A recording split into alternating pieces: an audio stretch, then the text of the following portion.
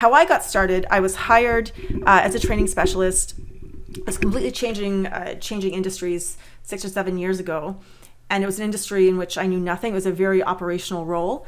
And I remember going in, and they had just gone through a big period of change with some mergers and acquisitions. So everybody's like, ah. And then there was always mergers and acquisitions happening, so which is important. We'll get to that. And so here I am getting into my new role.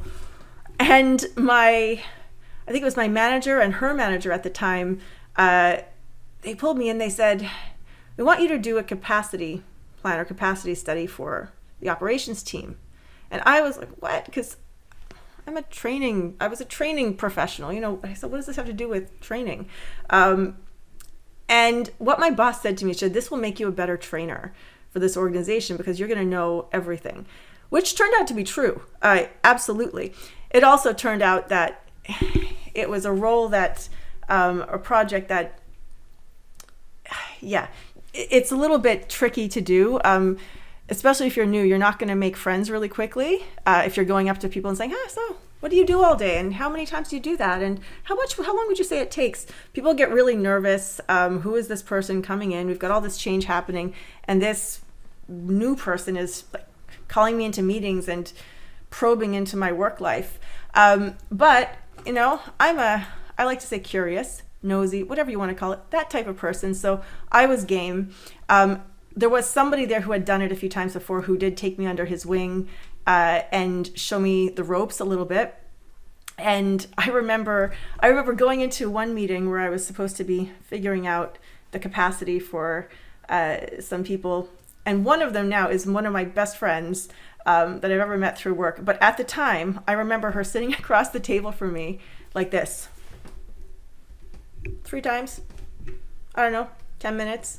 And I was like, oh, and I mean, my ears were burning when I left the room. And we laugh at that now, but that's the way it went. So I learned how to do it. I've done it probably, I don't know how many times, but I will say I've never done it the same way twice. Every single time I do this, I've gotten better at it. I've learned a little bit more of the psychology of it. And I will always change my approach and improve the approach.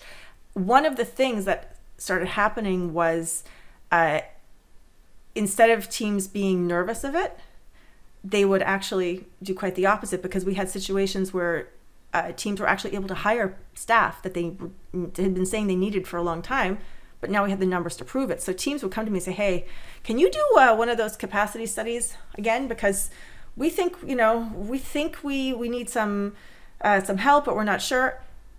And the whole culture of that changed. I even had people ask me to show them how to do it so they could do it for themselves, which is also a very valuable exercise to learn where your time is going. So if you want help with it, my contact information is at the end. And again, one of the services I provide is to be able to do this for you and show someone from your organization how to be able to do it going forward. Thank you.